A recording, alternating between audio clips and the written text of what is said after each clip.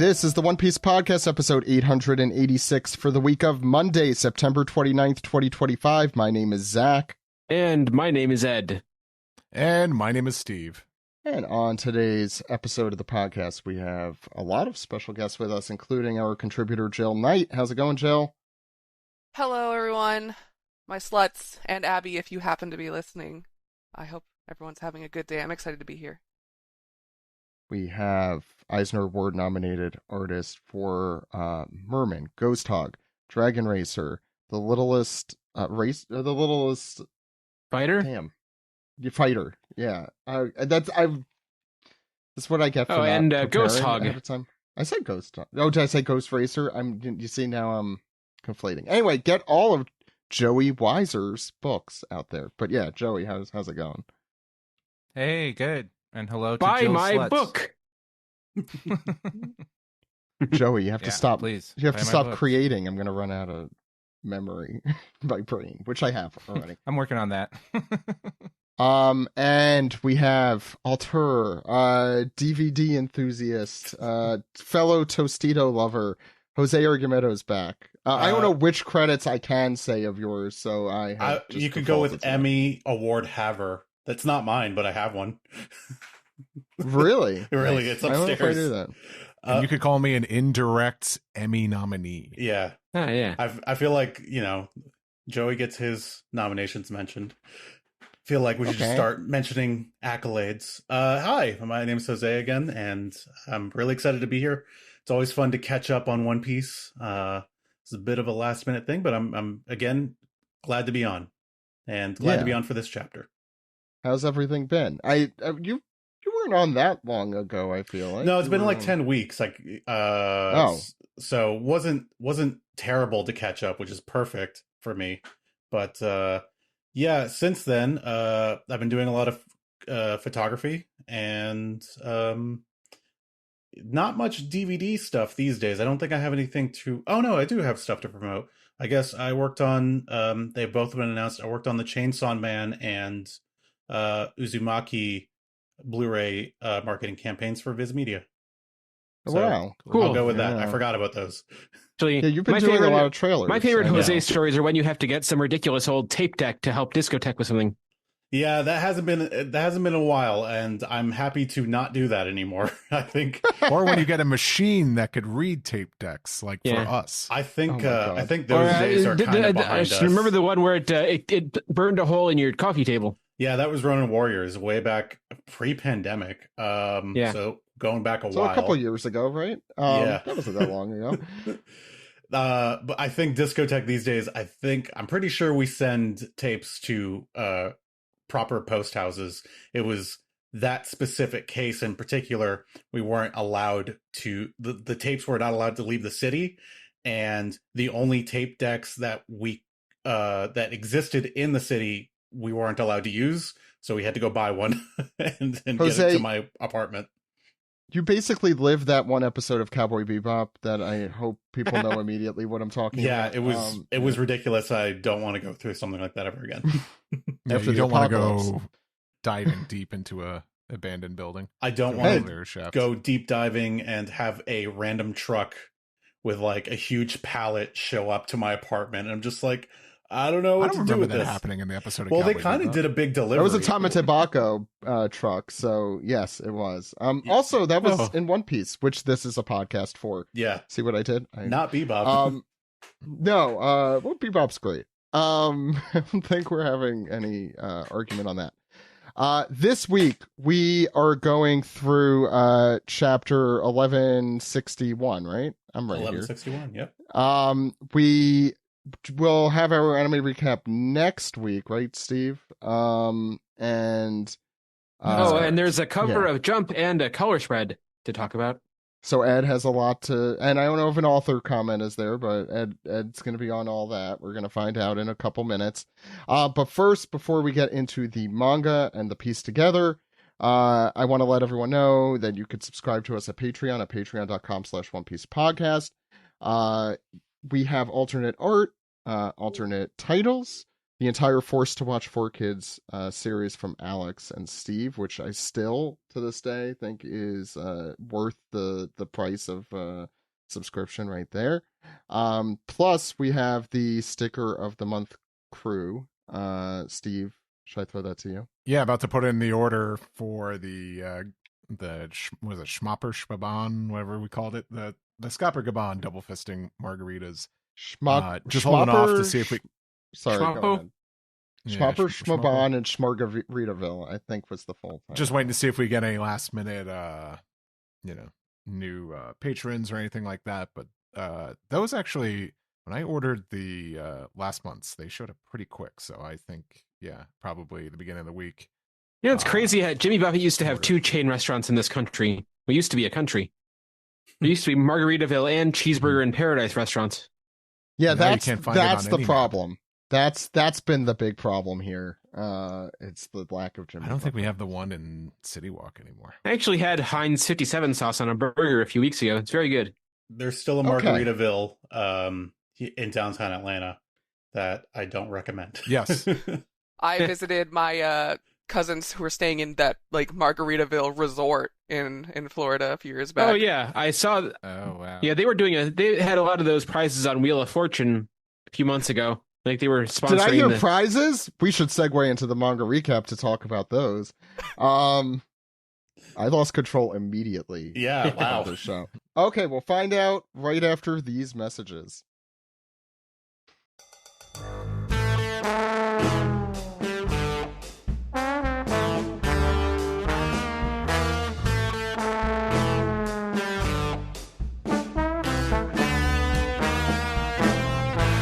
This is the manga recap for chapter 1161, A Song of Love Bound Under a Hail of Arrows. This episode of Shakespeare is brought to you by shonenjump.viz.com and mangaplus.shueisha.co.jp. You could read this chapter as soon as it comes out at shonenjump.viz.com. Ed, what was the author comment this week? It's a little weird, but let's see here. What you guys think? They're all a little weird. Yeah. Oda says this week, I thought that horse meat sashimi was the way to go, but I went to a place with delicious grilled horse meat. It was so good. Wow, you didn't warn us properly. Little weird. I think little is, yeah. Horse meat sashimi, I didn't know that was a thing. Yeah, I haven't had the sashimi, but I've had the grilled. My last night with my host family during my high school exchange, my host father took me out to a restaurant and fed me like a izakaya and fed me sticks of meat and told me afterwards what they were. And among them was horse. When you Google it, it says it's a Japanese delicacy, especially in Kumamoto.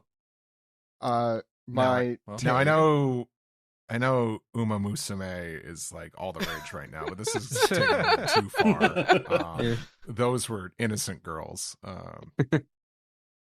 My only story is during OPP Japan, which Jose has PTSD, I'm sure from. I mean, there's not much that doesn't give me PTSD these days. It's yeah, well, yeah. Yeah. Oh yeah. I got one of those like bento boxes very quickly, and I just saw it was beef, so I took it. And Greg just starts laughing hysterically. I'm like, "What's the problem?" He's like, "Oh, it's tongue." And I'm like, "I'm Jewish. This is not that weird." Horse would have freaked me out. I'll be honest. Yeah. What are you gonna do? Like Joey said at that point. There used to be this mixed martial arts fighter named Alistair Overeem who was the most jacked guy in fighting at the time, and they asked him, he's a Dutch guy, and they asked him how he got so big, and he said he ate horse meat. Turns out, we find out later he was on all the steroids, but that's what he calls steroids. And horse. maybe that's what Oda is on now. That doesn't. That's why you can't eat racehorses. They're on too many drugs. That might be the issue. Ed, what's going on the cover of Shonen Jump this week?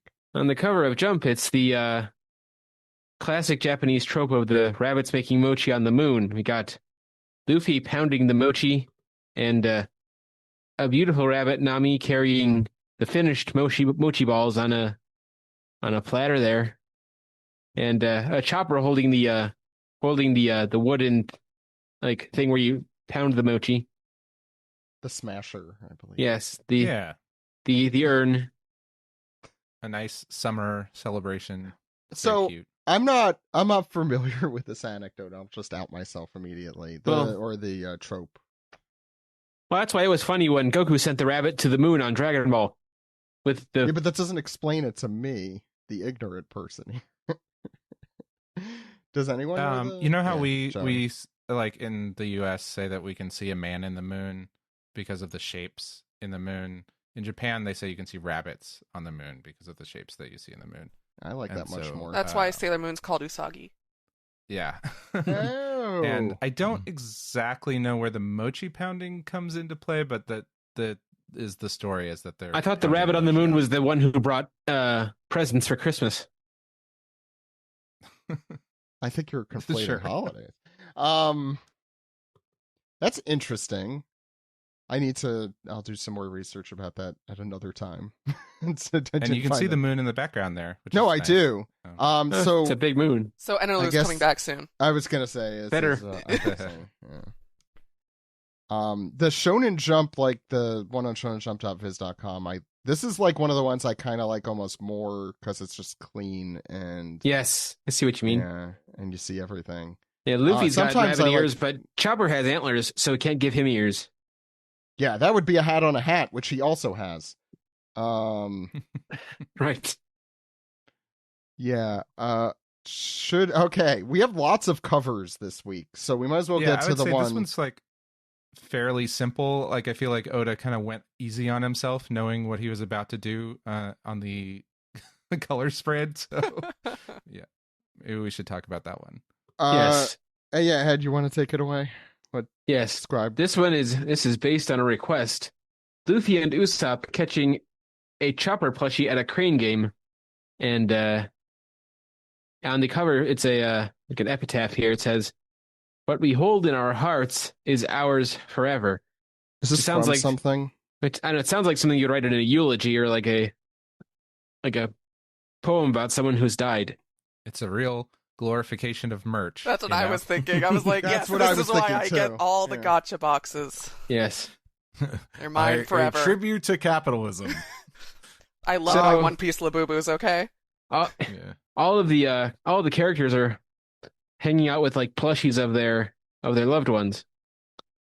I see Luffy has a Don and a Makino and a Shanks and an Ace. By the way, when all you his, do Google, all his moms are there. Googling this phrase Saba's there. does bring Gaimon up- in his And mouth. Whoop Slap, of course. Oh, wait, where? Yeah, Gaimon in his interesting. box. Yeah. Under Gaimon. Luffy's leg. Hancock has fallen. She's reaching for him. This is an incredible. There's so much like Sanji's holding all the women getting mad at Zoro sleeping on a giant Shirahoshi that I must own. Are they gonna make this merch? They better. They Yeah, are. I do agree with that. I want what all does of this Yeah, merch. they will. what does They will, Zoro's those shirt say? perverts. Rest area? No, it says breast area. That's why the font is there. What does Sanji say? Well, I do the. I want the breast The- area. That's what it says. oh, and we see the real Chopper in the crane game crying. And Brooke is the crane. Well, He's okay, hanging. so Brooke is No, next no, to. here's He's hanging here's from his what's going on. ankles. Actually, wait. Can Hold I get Steve to do like the play-by-play here because there's a lot Sure, going sure. on, and this is. I just kinda want to point switching. out to the cryptic pose by Carrot. It's like, but the furries thought I was joining. It's just the Sorry, Yamato asked first. it's just Yeah, that's the, why Yamato's up there.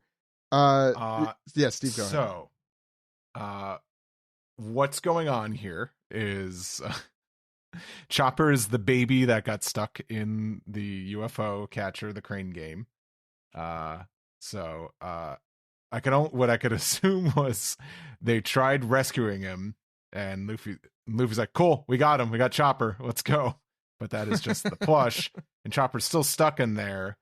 But I don't know if they're operating the same crane, because in the far back there's not. a lion who's licking his chops, who I think is controlling the actual crane. You and can is see Brooke. trying.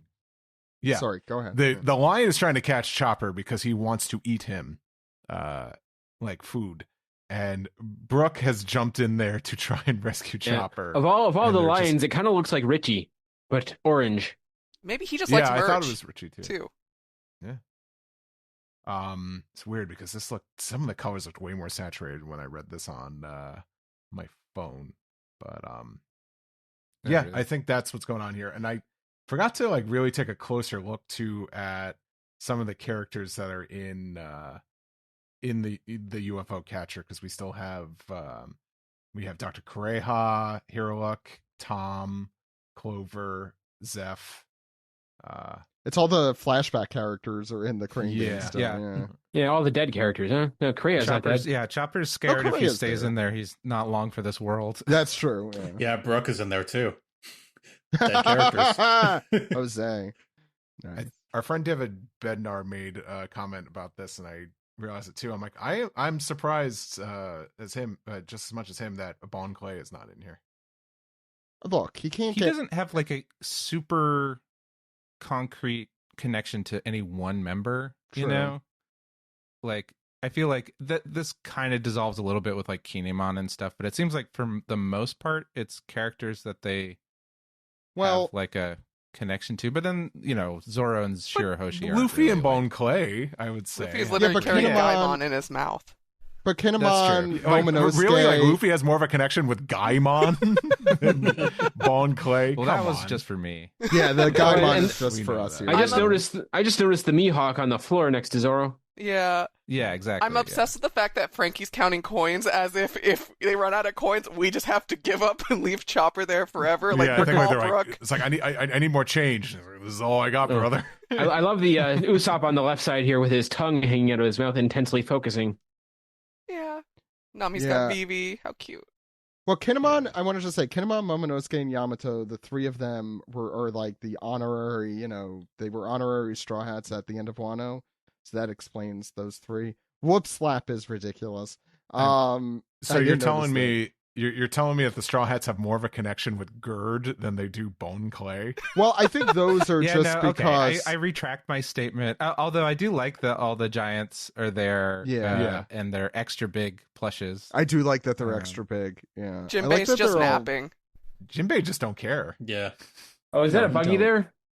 Yeah, but look who he's napping on. Zoro's head. He's on Dory, Saul. He's comfy on those giant plushes. That's why. Who said the Nami Vivi truthers really have a field in here? This is proof. Actually, I'm taking it as concrete proof. Mm-hmm. Me too. I don't think we needed more proof, but I'll take it. I'm trying to see if I can make out who is between Kureha and Clover here. But who's behind Zeph is also lost to me. There's somebody. I'm having a hard time reading it anyway. It's Foxy. Oh, what's on? Looks like Lola a little bit. What's on Chopper's shirt? Rogue. Rogue. I'm going Rogue. I like to think that Luffy and Usopp actually shoved him up there in the first place to grab something, and then that was a mistake. I feel like we could go through this color spread for a long time, but yeah, the Hancock it's one of my is favorites. the saddest of. Feel bad. Just can't. No attention. Yeah, I absolutely love this color spread. It's beautiful. It's so fun to watch, and I watched the process video this morning and was like completely satisfied with what Oda landed on. Wasn't missing, the some really good sketches though. Yeah, some we haven't mentioned Robin yet, who's just kind of praying next to the machine, hoping like, Usopp pulls it off. Really worried. Yeah. I like how no one's like, "Oh, we could just smash it and take him," Oh, and we got the no. Well, I love the close up on Robin at the bottom here. Yeah. I like this is like the situation with yeah. Kami. They're like, no, we just gotta play ball and put right. our money where our mouth is. Oh my god. Yeah, I think seeing Dadan here, that really warmed my heart. Like we see Dadan caring about Luffy all the time, but not the other way around. Yeah, so that made me happy. Any other thoughts on the color spread? I can't wait to see this on the calendar. Yeah, great. Yeah. This is a good one. I want to see this in big. Just huge. IMAX size. IMAX size. Yeah. And yes, when I Googled what we hold in our hearts is ours forever, and epithets are what come up for gravestones and memorials. So I'm sure it's from something, or it's just a random thing that Oda wanted to write. Ed, what's going on the cover page? Oh, on the cover, we have Ogre Child Yamato's Golden Harvest Surrogate Pilgrimage, Volume 43, Where the Heroes Sleep, and we got lanterns with the names of the dead. It's pretty notable that we get a Yamato story page as well as a color spread. Yeah, I can't remember the last time that. Oh, I see happened. Kozuki Toki on here. Izo, Pedro, Shimotsuki Ushimaru, Zoro's granduncle. Which one's Fugetsu Omusubi? I could just look these up. He was the daimyo. It kind of looked like an onigiri, I think. Oh, I don't even remember that. Yeah, I don't have like a super catalog mind for all the characters and stuff. Were any of these like any of the ones at the bottom, ones that people were like theorizing on who they are? Or and there's like Ashura that? Doji on the right there as well. Yeah, these I'm are just some curious about that bottom row at the bottom here. There's like a TY something. I don't know who TA. Mar is. Yeah, Marty there's a McFly. Kurozumi there, which is interesting. Yeah, That is interesting. Well, all the Kurozumi are dead now, so. Well, Yeah, but that there's a Kurozumi in the same spot. And isn't Tama Kurozumi? That's the running theory. I don't think They that's killed been her. confirmed. No, I think it was revealed. Right? No, Oh god, I they killed think Tama. I thought they just like I thought it was just like kind of like very. Was it an subtly SBS that it was inferred. confirmed? Yeah, I'm Oh, sure. it was? Yeah, I do not remember. it was an SBS. I think so. Could be fanon, but I mean, it's definitely in the One Piece wiki. I don't know. I'm trying to. Okay, okay. All right, who's starting? Oh no. Any other thoughts on this cover page? It's not over. It is in... So that's why Yamato, It's not. Kinemon, and Momo praying at the shrine. Correct. And Steve, it you're is right. Intriguing. Volume What? 105 is when Kurozumi. Yeah, You can recognize Momo by the hair. He's got great hair. it doesn't look like food, so he's kind of letting his family down. I am thinking that I think in the SGS last week, which people should listen to if they have not, it's our off week episode with Greg and Steven. Greg, I think, mentioned that one of the reasons maybe this isn't ending is because there is like a one more thing, like a Steve Jobs, like, oh, we're gonna bring this thing out at the very end sort of thing. Ah, or like a Nintendo Direct. I guess Nintendo Direct is probably a more that's it. moderate- Back to the moon. See what Enru is doing. Yeah, I know. I do think there's probably something else here to be said. Or it's just gonna end. I don't know. But yeah, those are my theories. But Ed, you could get started on the chapter. Yes, many figures converged on the island, bearing their individual goals and desires, turning God Valley into an inescapable battlefield of nightmares. Yeah, we saw plenty of nightmares last chapter. And we see a Navy man talking to one of the world nobles says, "Please, my lord, leave the island through the evacuation tunnel." And I guess this is the Celestial Dragon says, "Not yet. I wanted that prize." And the Marine says, "We'll be responsible for bringing it with us." And the noble's like scolding him, "Responsible? You'll be held responsible for pooping our party, you bumbling fools. Or for depriving us of a good time." Ugh. I hate these guys. They would say pooping our party. Yeah. This is the most Karen ass pose. Yeah. Oh, I'm gonna have call you your know. manager. Yeah, fucking I mustache. set time aside for this, this shooting and this violation of civil rights. Yeah, state of your hair, man.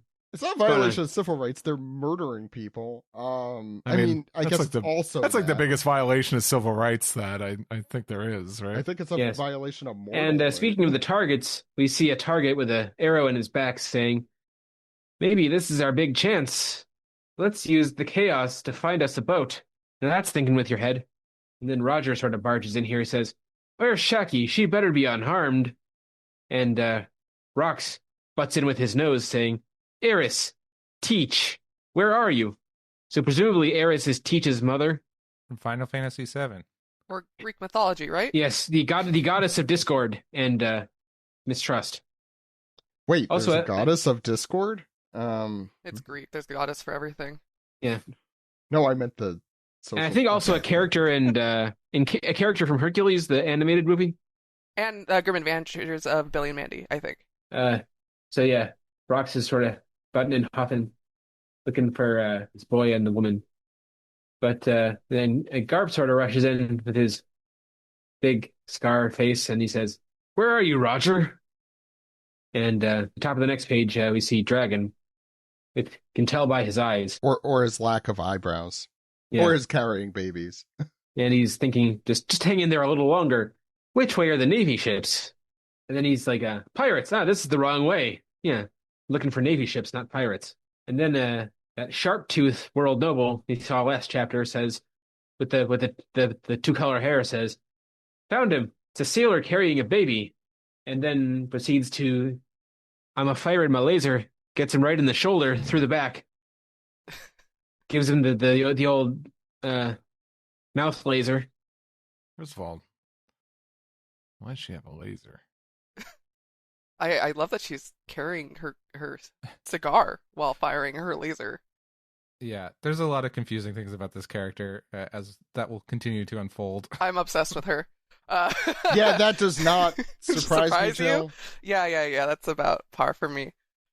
So on the next page, this woman, smoke coming out of her mouth because she's awesome. She's like, "There, got him." As she is responding to the person on the call who's going, "You saved my life, Maffy. Garling was gonna kill me, I'm sure." As Dragon falls to the ground and one baby is thrown away. Don't toss babies. Jill, can you give this this character like a real like smoker's voice? Oh, let me toke up real quick. No, not that kind of smoker's voice. Or is that a flop or a flop? Yeah, a flop. It falls. Poor baby. Yeah, real flop era. Don't shake babies, kids. Don't do that. Don't kick the baby. This is not shaking. This is throwing or dropping. Dropping. It's probably not great either way, but I guess that is a difference. That explains a lot about Shamrock. So we get God, she's incredible. We get this full body image of this woman. Calm down. Remember, she likes murdering humans. Oh wait, maybe this doesn't help here. As we get the Holy Knights of God from the Satchels family, Saint Maffy, who's holding the baby with one hand, holding the cigar in the other hand. Garling as a kid, who'd have thunk it? Can't imagine who'd want to kidnap the brat. As Dragon's just there, grunting as the baby's crying. Dragon's like, "No, wait, don't take those babies. They're the only way I can atone for being a part of this sick, murderous game." She doesn't care. "So long, young man." As she's got suddenly a sword, because a laser wasn't enough. So she's got a sword. She's aiming for him. Baby's crying in the other arm. And Dragon's just kind of sad. "Well, considering all the people who've died, I guess I deserve this too." Oh, he's so emo. Come on, dude. And she gets cut in half. Suddenly, there's a big slice, and the entire forest, including this woman, gets cut up, as someone shouts, "Out of the way!" She looks understandably shocked by this. And then we get... Yeah, the top half of her looks very shocked. Yeah. You know, like, no one really expects the giant slice. Tremendous leather catsuit on her with the big cleavage and the the belts around the waist. Yeah, I guess the belts, at least one of them must have gotten cut. But yeah, they keep her together, and they must have. yeah, she actually just does separate like the usual. This is actually who has Buggy's fruit. We just don't know that yet. Yeah, slowly sliding apart like Frieza in the Android Saga. As we get the source of the slice is Whitebeard, as he and Big Mom are stomping through the forest, and he's going, "No, I wasn't aiming for you. That was an enemy I cut down." As I don't know if it's him, but someone's shouting, "How many pirate crews are on this island by now?" As Big Mom Like, liar, I almost died there. Do we need to settle our score? Now's the time. And it's kind of incredible just seeing Dragon, who's like, what, 9 feet tall or something, just like huddled there in the corner, like, whoa, who are those enormous pirates? I love this. They're like kaiju going through this is so funny. Big Mom Totally. and I Whitebeard. love the sense of scale in that panel. Yeah. It's a very like Jurassic Park moment or something of him like hiding there and seeing these massive guys that aren't even aware that that this ant of a man named Dragon is down there. You know? Dragon is the lawyer hiding in the toilet. Hopefully it turns out better, but I guess we don't know the end of the flashback yet. I didn't realize Dragon was so tall. He's like 8.5 feet tall. Yeah, that's why everyone thinks Luffy's gonna like have a growth spurt if he lives long enough. But Garp is huge too. Garp's like 10 feet tall. Crazy. And Croc's maybe tall he too, had a so. very short mom. Luffy, like maybe his mom's a Tontada. Yikes. Yeah, well, there was a name. That was one of the hybrid races. I just don't remember the name of. Yeah, that was it for that page, right, Joey? Okay, yeah. So on the next page, Shiki approaches, calling out for Newgate. Were you trying to kill me, you rat? And Kaido is coming from the other side after Lin saying, "You lied to me." And the kind of rabble here says, "It's the Rocks Pirates. Take them down and we'll be famous." Huh? And Shiki says, "Hold on. Do they think they deserve to win Shaggy too?" And with several quick swoops, they just brush all of these total losers out of the way. Go back home and get in bed, you miserable weaklings. Yeah. Love that drawing. Very fun. Yeah, and Lin's like setting that guy on fire. It's so good. And Shiki's doing his best to keep up. He's not quite as giant as the rest of them, but so they blow the scrubs away, and Maffy says, "What's happening to this island anyway?" As the baby she's holding is crying, and Dragon internally monologues, "Now I've got an opening to escape, but she's got the babies." But then what's this? He sees one other baby with a big bump on its head and X'd out eyes laying on the ground. Very cute drawing. Very kind of funny moment in this like big moment of drama. His frilly Victorian baby onesie. Yeah. Well, do you think this is like a Goku moment and now he's forgotten all the racism he was born into? No. I don't know if that's how racism works, but yes. Yeah, you're programming to destroy. Like, hey, Shanks, where'd you get why you got this flat spot on your head? Next time we see a racist, we have to just bonk them on the head really hard, and they'll just turn. I do think that maybe if this serves any purpose, it's the fact that he's silently passed out means that he's not crying. Yeah. And that'll keep Maffy from knowing that there's a second baby there. But yeah. I actually, I don't know if we're really going to go back to this, so I'll talk about it now. I think this is probably the best way he could have explained their separation and just the general situation, because I mean we'll get to it a little more on the next page, but yeah, it's not bad. Yeah. Jose.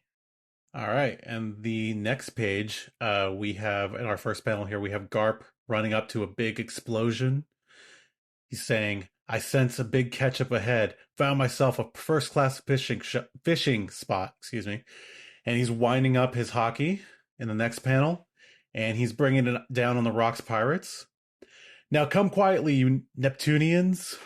And all the pirates, including Whitebeard, Big Mom, Kaido. When you said, "I sense a big ketchup here," and I'm like, what about a big mustard or a big mayonnaise? No. No condiments in this lake. And so I can't tell who's saying it. I'm pretty sure it's Whitebeard here. He says, "It's Garp, run or we'll be stuck here forever." Kaido's going, Are we going to fight him? No, forget it. And Big Mom calls for Zeus and Prometheus. "Yes, Mama." And Dragon off to the side, looks and he sees Dad. And Big Mom prepares Heavenly Fire Blitz, and she throws she sends off with Zeus and Prometheus, and they cause like a pretty big force or explosion. And I call it a Kamehameha. A Kamehameha. Good. When did you plan that? Like 5 seconds ago. Really? Okay. Good one. Okay. Okay. And we see Garp. It looks like he's taking the hit pretty well, despite it coming right at him. And we see in the next panel a lot of small pirates very far away from what appears to be the explosion that just happened. And we see Ivankov, little Ivankov, and Kuma. Who did that? What was it? Anyway, this is our big chance, Kuma. Yeah.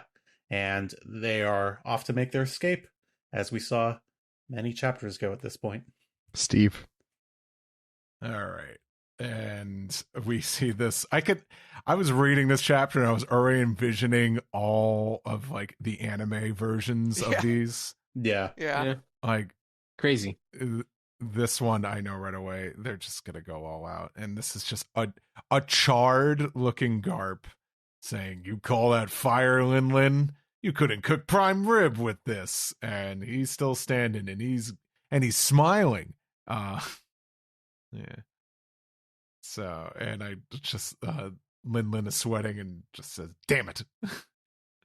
And we cut back to Maffy here, and this little baby she's holding is crying, and she says, "Well, the kidnapper's got to be dead now. Baby's safe and sound, too. Is that good?" And someone says, "What? Baby's safe and sound? Perfect. Come back before Garling finds out." Babies plural. We're going to commend Steven Very on his good job. wordplay here. Babies with apostrophe and babies IES. Masterful there. Great job, Steven. So who doesn't know there's two babies? Garling knows there is, but yeah, I'm assuming that is an underling mess up. Like she just probably didn't. Yeah. Well, Well, yeah, it looks also- like she's the only one who assumes that there's one baby. Well, They I don't know clearly- who they're talking to. Yeah. But I would add, from what I recall, the plural thing is not as prominent in Japanese. Like, so it might also just be that like a more reasonable mistake in that it's like, Well, whoever's asking for this favor could have just been like really obtuse about the Yeah. instructions. Could have been like, Garling's kin. yeah, Go, you could. it's That's like, how. go get Garling's kin. Yeah. Well, I mean, but that is sure that thing, is- sweetie. Yeah, I mean, I think that is the what Zach was saying though is Yeah. that in Japanese you don't typically have plurals of nouns.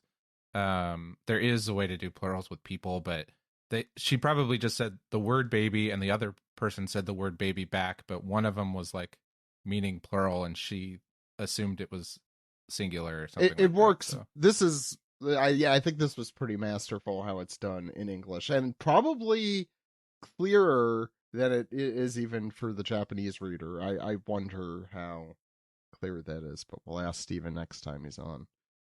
But yeah, go ahead, Steve. Sure. And we have Dragon here running with the other baby with a bump on his head. He says, I'm so sorry. I might not be able to rescue your brother, but at least I've got you." This, oh God, what freaking family is this again? Isn't that Gunko's one? The Monmeyer? Yeah, or Manmeyer, whatever? yeah. Manmeyer, that's Yeah. Janis Joplin family, something. This character says, "You thought you could take advantage of the confusion and escape? No one gets out alive, resident or pirate." And shooting a bunch of innocent people with targets. This is brutal. I don't know what the But the kanji on her back Right. says looks like something that Yeah. it looks like a kami or something. It is. It's Yeah. Kami? God. Oh, God. There we go. You know what? I should have just looked at my model of the Arc Maxim. It would have. Or Yeah. any old Piccolo. Or there were other Old I kami. think Kai, maybe. Yeah. I Oh, does forget. he? Oh yeah, the one on the right is definitely something like that. Yeah, And, go ahead. Yeah. You cut away to like a building, and we hear, "Reporting in, sir. The Rocks pirates are coming from the southeast of the valley. The Roger pirates are inbound from the northwest. we're about to be stuck between the two. And we got the little handy map with the cutesy versions of Roger Rocks and the Sea Dragons.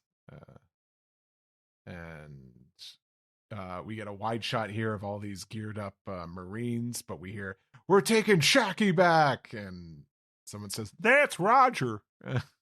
Someone says, defend the spot with your life. The treasure hasn't been hauled out yet. The Rocks pirates are coming from the other direction. And we see the Rocks pirates coming from the other direction. As the Rocks pirates are coming from the other direction, Silver Axe, Shiki, or Gloriosa. They're in Gloriosa too, but Shiki and Silver Axe, I forget his name. It's a stupid name again. He's my least favorite so far. Kyo? Like his Was that his name? Yeah, I think it's Kyo. I think it's Kyo. I like his glasses, I'll and I like the axe design on his kimono thing. But yeah, go ahead. Just do the short thing. He's like, I'll save her first. Yeah. And Shiki says, no, me, get off. And this could be Captain John here saying, we're here to rescue you, Shaki, who has a very similar mechanical arm to what Eustace Kid would do. That feels very interesting. Did his intentional. zombie have two arms? It did, right? I mean, that Yes. could have been sewn on, but Yeah, No, that doesn't mean he had yeah. two arms. So But it could have been sewn on Later, arm, like yeah. after post-mortem. Yeah, Oh, that that's doesn't- Hogback. it's Yeah, could be. possible. I don't know. I haven't had time to look back and see if we've ever seen. I forgot Captain John had such Oh, great but- hair. Hand. But Captain John could also have just wrapped the metal around his existing arm. It's not like that's... Eustace Kid does. Well, or no, did. he No. also lost an arm. Well, didn't he? Yeah. Yeah. But Eustace Kid did this in Shabandi, so Okay. Eustace Do you Kid think- or Captain Kid. and he had the Oh. treasure map that was a wrist thing. That's Yeah, interesting. Captain's a surname. Let's not forget that, Steve. And Captain John, right? Yeah. Captain and Captain. Yeah. So they're related. It's a captain thing. You wouldn't understand. so I mean, it's possible that Kid. It's the Captain is in quotations, right? So that's Kid's nickname, and maybe that's because he has the same power as Captain John, and so Yeah. he's like Captain, right? That's why they call Yeah, him I don't Useless Captain Mid. Who calls him? I wouldn't know. I don't check Twitter. No. Jose. Right, that brings us to the next page. And we see a tall figure drenched in a black coat walking through the chaos. Put a stop to them. You made sure to escort. You might have to help me with the pronunciation of this name. Sorry. Shaku Yaku, correct? Shacky. Jackie, but Yeah. like what how do you actually pronounce her full name? You got it right. Oh, okay, cool. Make sure to escort her out. St. Summers, well, what? And St. Summers bursts into the room, and he confronts her. You're kidding me. You can't handle one woman in handcuffs? And Shaki responds, it sounds like there's lots of pirates causing trouble out there. Ugh, I hate a woman who knows her own worth. And immediately, Yeah, you St. do. Summers walks up to her and slaps her across the face. You're better when you're naive. And she goes down. She looks like she's going to go down to the floor, but then she turns that into a spin kick towards him and hits him in the arm and appears to break it, actually. And he's in pain. Yow! But he grabs her foot and he immediately clubs her with a giant spiked bat. It's a solid And- vine. I think that was his thorn power, right? Yeah. And as she hits the floor, she yells, and he responds, that's right, all those pirates are here to steal you back. You're in high demand, so high that it's ruined our big day. But you're alive. But alive, you're only going to wind up with Garling. So the more emotional choice is to kill you to make sure no one can have you. So this bastard's going to make a very selfish decision and also a very bad decision. He But- feels very Spandam-esque in his evil. Now that you mention it, I'm looking at one of the panels in the corner. You're right. I do see kind of the resemblance too. Not even the look wise. And we saw his cruelty like 2 chapters ago with the father and the son. Yeah. This is not. Well, we also saw him in the present day. I know this that guy was sucks. Yeah, a dozen chapters ago, and he still sucks. This is not unusual, and he is the worst. But that's why I'm relating him to Spandam, because he's also the worst and no redeeming qualities. Except getting I don't know punched. why the T on his chin kind of reminds me of Spandam, like with the face mask. I don't know what it is about it. Maybe it's just because you said it, and I just am associating two things that aren't there. They were both drawn by Oda, so No, that's true. We go to the next page, and he continues. He loves monologues. This is not new. We also saw this in the present day, but here we go. They've come from far and wide to rescue you, but when they finally get here, battered and bruised, they'll find their beloved brutally slaughtered. I wonder how they'll react to that. And in the background here, the battle rages. You have Whitebeard, Captain John using his mechanical arm. That's not Wang Ji. What's the person's name? Starts with the G, right? The Rocks pirate, the big one. Steve, do you remember the Catfish Man? No, the big brooding one with like the big shoulders. Oh, you're talking about the thrower bark? Yeah, zombie one. Yeah. Steve, you read the manga. That's the only reason I have. Yeah, but I don't care about him. I'll look that up after, because I hear in the future everyone yelling at us through my headphones. I don't know how. But I'll look that up when I finish my page. And you see also Roger confronting Whitebeard, which, as you may recall, we saw during the Oden flashback. So yeah, we're gonna be doing this a lot. Yeah, I feel like this is the obligatory flashback moment that we have to see every time now. Every flashback, even if they're not in it, suddenly they show up and clash, even when it makes no sense. Anyway, I assume. This could literally be anyone, but I assume it's Roger. Shakky, I'm here for you. And I mentioned this before, but if you really just think of this whole thing as a High School Musical drama, it really just, I think, lifts the whole thing up. And I can't do the Shiki accent saying, "Are you okay, Shakky? I'm coming to save you now." And you get a bunch of random schmucks. It's like, look, it's me. You remember me? Oh, including, by the way, the Axe Kyo, who I guess is in the random schmuck category here. Here I am. You remember me? I'm random pirate number 17. And everyone, and Roger's like, damn it, I can't get through. You gotta go get Shakky. And here comes Rayleigh. And he just moves a mile a second, it looks like here, but we cut back to Shakky and Summers. Can you hear that? They're right behind us, but they'll be just a second too late. St. Summers, I don't think St. Curling would approve. Shut up! You don't say anything. It goes in the books as an accident. See what I did there? Just look at her face. The light of hope has finally gone out. This ain't a fairy tale or some sort of manga. If anyone comes to save her, I'll just kill him. Reality is cruel. And anyway, he comes. This guy. You have to speak up, sir. I can't hear you. He says, "I'll kill you in 5. I'll kill you in 5 blows, and with each bloody smash, you'd better regret the peace-addled optimism that led you here." And in his moment of greatest triumph, twists a little bit as we see what seems like light coming in, and Summers notices that there's someone else in the room. Jill. Yes, it's me. Hello. Did you skip a panel? He did. did. Skipped Rayleigh's totally awesome. I can explain it. Oh. I don't know why, but yeah, Jill, I think it's better anyway if you do. Yeah, I don't know why As Summers suddenly realizes that an enemy has appeared, Rayleigh, ominous in shadow, goes, "I'll put the flowers on your grave to send you off."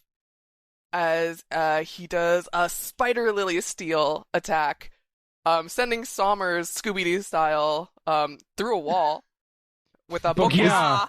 Is this the what do you call it? The death knell of the Tontada? Tontadas? I was thinking the No, same thing. that was Pigya. That's right. Oh, you're right. This is just He's the a worst bog. version. Yeah. As Rayleigh is just looking handsome there, as Shacky looks at her savior, and he goes, "Shacky, sorry I took so long." As she sits up a bit, and he remembers the "Come and get me, Shaku Yaku." I forgot they're all Valley girls in this. Yeah. As he goes, "I've come to get you." Explosions in the background. All the best romantic scenes do have explosions happening in the background. As she's crying. She goes, "Oh, Ray, you took too long." As they cuddle. I'm sorry you had to go through this. I was so scared. Jill, you might be cheapening this slightly. As he's holding her in the background, "Never again." Meanwhile, that's Roger and I think Gabon just going, Yeah. "Can you do this later, damn it?" As their hearts have been broken because the girl has chosen someone else at the end of the movie. Roger, you knew. Uh, Also, you love Garp. Let's be honest. We've got Shacky back, boys. Now take some treasure and let's get the hell out of here. Yeah. And that's what happened. To be continued. That's how I met your mother. Next week. This is we flash forward to just Luffy on the island with Rayleigh, and he's like, Confused. "What? You're not my parents." It's like, which one of these women was my mother? Yeah. Anyway, that does it for the chapter. Thoughts, Joey? I'll start with you. Yeah, I liked this chapter a lot. So I haven't been on a little bit, but I've been listening to you guys cover these, and I think I more or less align with the general sentiment from the podcast that I haven't been super loving this God Valley section of the flashback. And it's not that I don't get super hung up on the fact that it's like quote unquote supposed to be Loki's flashback or anything like that. That kind of stuff doesn't really bother me so much, but like I do feel like it's been like a lot of just moving pieces into place and kind of filling in gaps of stuff we already know, which has been cool to finally be like, oh, okay. Like I feel like the height of my response to that is like, oh, I see. So that's how that happened, rather than being really excited. And in this, I think it was just a lot more. My annoyance, and I feel like I mention this every week on the show, is that the Straw Hat Pirates are not characters in this particular story. Yeah, and that's one of the things that I think really works for me in this is that it's starting to relate a bit more to the story that we're going to be getting back to with the Straw Hats. Like, I think that's what's really great about the Sommers section here is that we're really, really seeing how terrible he is, and it's really making us like hate him even more. And it's relating to the current story because we know that he's eventually going to get his ass handed to him by a Straw Hat, more or less. But it's just tying into the current story in a way that I find very compelling. And it's been very like cool to see.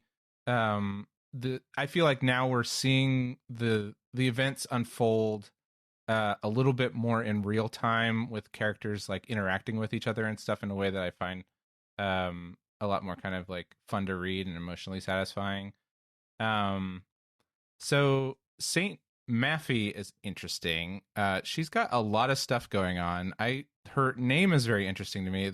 My like one thought on that is possibly it could be like a cutesy word derived from mafia because she's got kind of that mafia. She's got the cigar and the sunglasses, which is what like how Oda likes to draw gangsters a lot. But she has so many weird things going on. We noted those belts. I really like her skirt, but like the thing that really weirds me out is that like mountain on top of her head, like her hairdo is making kind of like a mountain shape. And at the moment her powers are very like, she can shoot a laser, but she can also split in half and apparently be okay. That might just be like a Celestial Dragon thing, or a Knights of God thing. Because it wasn't shown at all, though, which is interesting. She's shown to be fine, but I'm sure she's show like her combining back. No, but I'm sure it's the same. They could sort of reform. I'm sure it's the same the elders and stuff. Sorry, Joey, to interrupt, but it did just because it's related. I think Gabon mentions to the Straw Hats or to Chopper, how you could potentially get beyond the immortality of the five elders and the Holy Knights of God. And so Gabon is here, and so are the Holy Knights, so that we might actually get an answer to that, and this might just be like kind of the first hint of that. Mm-hmm. That's my theory. Yeah. That's good. I think that's that makes sense to me. Let's see. I'm trying to think if I think kind of general thoughts. Yeah, I love to see Garp being awesome. I love Garp. That panel of him that Steve was talking about where he's all in shadow and he's got those like circle eyes and this kind of menacing smile is really, really awesome and great. But after he took the fire attack, that was so good. I've seen a lot of criticism for Garp recently on the internet, memeing about him being, protecting all the hunters and enslavers and stuff. Like, Garp is the hero of the Marines, so he's the hero of the government. Now that we know about the government, like, that's what he's protecting here. So he's not some sort of hero, but like his son, on the other hand, is like, Dad, what you doing? Well, I mean, that's a core part of his, that's just part of his character. It's something that, he obviously has to struggle between the role of his job or like at Marineford protecting Ace and stuff. That struggle's part of his character. Right. And and that's what I really love. Was it after this when he turned down the opportunity to become an admiral? Maybe. But I feel like we've talked about this before, but I think that he like that drama that's essential to his character is what I find really interesting, but I understand why it would set people off and upset them. It's interesting that Dragon, we see him actually have that explicit thought in his head of like, I can't participate in this. It's the only way I can redeem myself is to save this honestly, semi-innocent child. Is some of my favorite stuff in this entire section, the God Valley stuff. It's been nice to kind of like see what's unfolding for Dragon and see his like change in attitude and not change in attitude. And obviously later on he teams up with like Ivankov and Kuma becomes a revolutionary too. So does he help them here or what happens exactly? I'd like to see. Yeah, I think it's done really well. I like that they show up briefly here. It's nice that they're like touching base with these characters, so you keep kind of it in the back of your mind that they're around while this is all happening. Yeah, I just think in general this chapter is really well done, and I think the Rayleigh appearance at the end is very cool and very sweet, and I like the relationship between him and Shakky a lot. It's funny that it kind of like grinds Roger and Gabon's gears at the end too. I love that she breaks Summer, she kicks him in the arm and breaks his arm or whatever. It's really cool that she can hold her own to some extent. With Summers, he's maybe just a little bit too much for her, but I love the cut to seeing her in the room with all the guards beat up and stuff. Like at first I was like, oh, did she knock them out with hockey or something? But I think she just literally like kicked them around because you got that one guy sticking out of the wall. It actually looks like Hancock's, what's her attack called? Perfume Femur? Sure, yeah. That's all I got to say. You can move on to somebody else. Jose. Amazon Kenpo.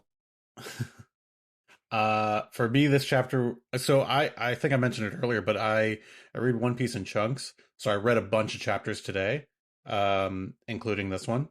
And I feel like the last few weeks I've been having so much trouble following along staging wise what's happening. But this chapter, I felt like it's really well done in terms, I didn't feel quite as lost as I usually do. Everything is drawn really well, and like in terms of like the choreography of like where everybody is, I never felt lost this time around. So that was a huge highlight for me. And of course, seeing all the action beats, I think everything in this chapter works excellently. I really do like seeing the build up and you know, of Raleigh and Shaki's relationship kind of finally blossom into this, where this seems to really be the start of it. And it's nice to have felt that build up, and it's also it's really cool to see the pirates, the Rocks pirates, and Rogers pirates like all in action like this. Everybody gets their little moment of shine, and also seeing Garp in action as a younger man is really cool. And one of the things that I wanted to mention was I thought it was funny, like the what Summers was like, if you don't say anything, nobody's gonna know what happened if Shaki's dead. Like, don't you got to cover for me here, buddy. Shit. Well, and also like I think he's afraid of Garling. Yeah, and also he's just, I guess, like who, at the same time, I think he has so much power as well that if he does it, none of the other guards are going to tell on him. Exactly, yeah. Because, like, they don't want to get caught up in that. So even, so even if they did write an official report, they're just going to write, we didn't see anything. Right. But he just kills for fun. He just loves killing anyway. Yeah. Torturing people. Like, in monologuing to rub it in. But, yeah, overall, this chapter, really cool, really fun, brisk, and easy to follow along. So I hope more chapters are like this one in the future. I also hope that we get back to Elbath pretty soon. Kind of miss the Straw Hats, but this has been a nice, I think, climax. Well, yeah, the full circle thing would be going back to Summers in Elbath. Yeah. After this, yeah. It feels like we're at a good.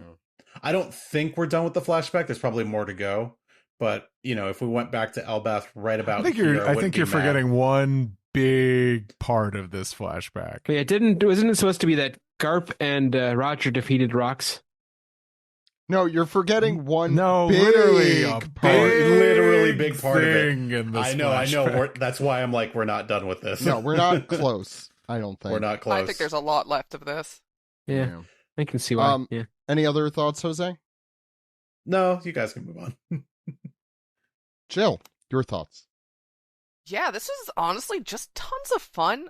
I love basically like the Roger pirates and Garp and the Rocks pirates just kind of running around ramshackle. Like, they don't care at all about any of the Marines getting in their way. They're just kind of mowing them down. They're really only each other's real opponents here. I really like specifically the 3 panels where it's like Roger, Rocks, and Garp, because it definitely looks like Ace, Teach, and Luffy in a way. I thought that was an interesting little 3 panels. And then everything about St. Maffey, incredible. I don't know anything that's going on with her. I love her volcano hair, her laser beams as she like crawls on the ground. Doflamingo's coat. Everything about her is great. And there were so many huge spreads in this one of just the pirates just looking cool poses. The anime is gonna go crazy on this episode. And I'm just so excited where we go from here. Like, obviously, there's tons left to do in this flashback where we're going. We just got Shakky back, let alone everything else that's gonna happen here. So I've just been having fun with this. I'm very, very excited to see what happens next time. Steve.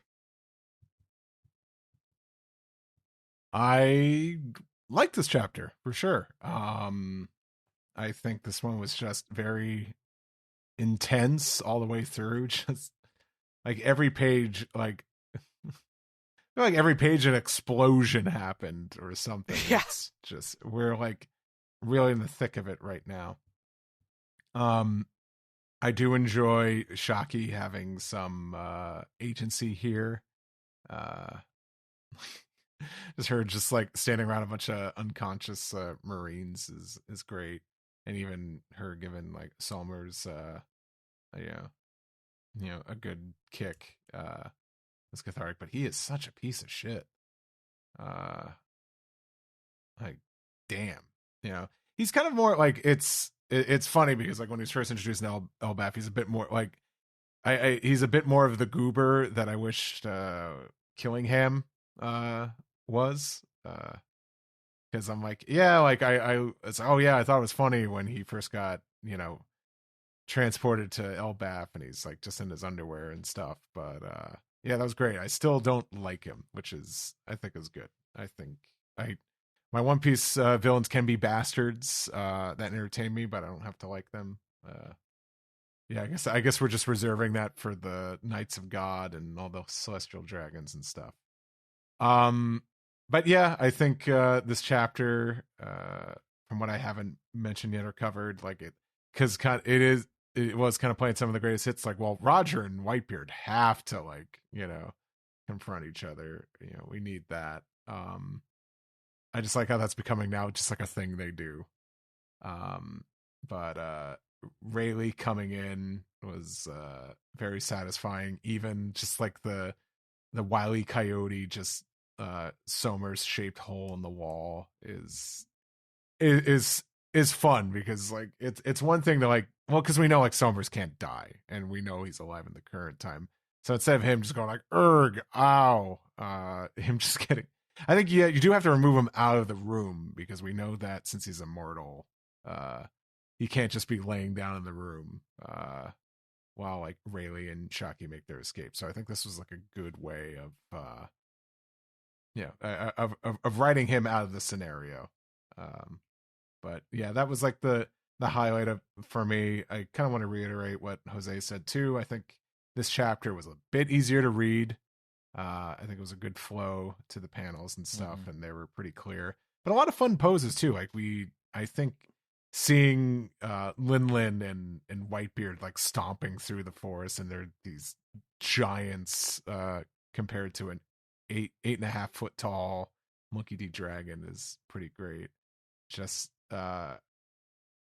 it truly feels like God Valley is you're bringing out all your best toys and they're all fighting with each other. So it's like you bring out the Castle Grayskull set and then you have you have like Optimus Prime and then like one of your Dragon Ball Z figure arts all in there, and they're all in different scales. Yeah. Trunks is in there. Shit, that's exactly what this like is. It's like this is what this must be why Fortnite's so popular.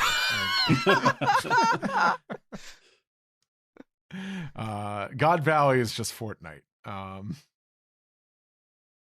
Isn't this kind of like, because Fortnite is like you kind of run to the center. Isn't there dancing in Fortnite? There's a lot of things in Fortnite. I can't wait to see that emote on rocks. Well, I guess you have to draw that St. now. Matthew probably has some moves. I really hope Shiki gets announced. But a strong world Shiki, so when he runs, it's just the swords going tink tink tink tink tink tink tink tink. Better than Dr. Indigo, who I do hope shows up. Despite I really don't have any complaints because I know what we're in the middle of right now, so at least it's been satisfying. This was a very satisfying chapter. It's it's pure mayhem, bedlam spectacle, and I just love this do you trust me panel with Rayleigh, and his hair is like flowing down a little bit. Oda took some extra time there to make sure it's like he's hot. Wait. But, yeah, go ahead. Sorry. No, just show it's like that's this is a power couple right here. You know how Hancock had those delusions of Luffy, like when he was like coming to? Do you think like Shaggy has like the same delusions of Rayleigh, like flowers and like a Bishonen man? I hope so. He's already like wearing them, right? I have to give a shout out to Mel, friend of the show, who said on Blue Sky of this panel, he's so beautiful. He's like if a man and a woman had a child. I like that post too. I don't know where people think of this stuff up, but it's bigger brain than me. But, no, it was a great chapter. I get what Mel is saying, but men and women have children a lot. Bringing up it's ironic. It's nice to see an Amazonian in a like mutual relationship where both of the parties like each other. Yeah, because it's rare. Yeah. It's like really rare. Yeah, One Piece and Oda has explicitly said so often that romance, especially since it's Romance Dawn and romance as an idea is very much in One Piece, but romance like this is not in One Piece very much, especially like what do you call it? I know unrequited. Requited. If you think about it, it's interesting because I mean, this last panel, I mean, obviously Rayleigh ends up with the girl, but Roger also gets the woman. Gabon also gets the woman. Clearly, the That's Roger true. pirates have it going on, and we don't. Yes, I forgot that's true. Rouge was a character. Thank you, Jill. I wonder if we're gonna see her because Roger was a lot older when he met her. I totally forgot about Rouge. Ace just appeared out of the ground. To be fair, that would have been Chopper's better on shirt everyone. and the color spread was supposed to say Rouge. Ah, got it. He was looking for the Rouge plushie. Yes, they should have just went with the Shmi Skywalker. Oh my god! excuse. Oh my god! Just been like, I'm the son of Gold Roger. There was no father. I was just born. Listen, I'm almost convinced they're gonna do that with Luffy, but Crocodile Theory is where it's at. That'd be so funny. Midichlorians. Why the hell I read not? a fanfic where it was actually the Monkey D's who just magically got pregnant, so no women were ever involved, and I'm kind of maybe going for that. Why Steve, not? any other thoughts? A man and a woman together. What a concept. Hope it works out for them. Is that it? Yeah. I got to everyone, right? No, I think so. My thoughts. I'll make brief. I echo what everyone said. This was a very much a fun chapter. Like I've talked to death my opinions on the flashback as a whole. I think I am slowly warming up to it more and more. I just want to point out, interesting how little Rox is in this chapter, especially since he seems to be, let's call it the tertiary focus of this flashback after Loki and Harold. It seems like, Rox is also a very important character here. But that also makes me think that the chapters that will follow will probably focus on that story, since this one seems to at least somewhat be like this was a main point of action that needed to be moved aside for Oda in his what do we call it, action figure arts, all his playset, his Gray Skull playset, right? Yeah, God Valley playset. The God Valley playset. I'll write that one down too. So yeah, but I also agree that we don't really get romance like this in One Piece, and this flashback has been really leaning into it. We've been making the High School Musical jokes, like how it's very Disney Channel sort of levels of ooh, you like that person? And there's just there's no romance, huh? It's just it's a Disney Channel or. What's the other? That's it. Is that all we know about romance here? That's the level of romance I think we're getting here. We're not getting we're not getting Fabio covers. We're not getting that. That's another level. That's a shame. I mean, there's Actually, many I would levels. love that. Rayleigh's kind of Fabio here. Someone request that cover He page. is. Yeah, get drawing that, Steve, just for Jill. Fabio Rayleigh. Fabio Rayleigh. Raylio? Raylio. There it is. What was I gonna say? But that is it. It is a very humorous level of romance, and it's not to be taken too seriously. I please correct me if you all have different opinions on that. That's just what I've been getting particularly. I mean, look at the end here with Roger Gabon, for example. It's this very poignant romantic moment surrounded by also ridiculousness, which is kind of just One Piece.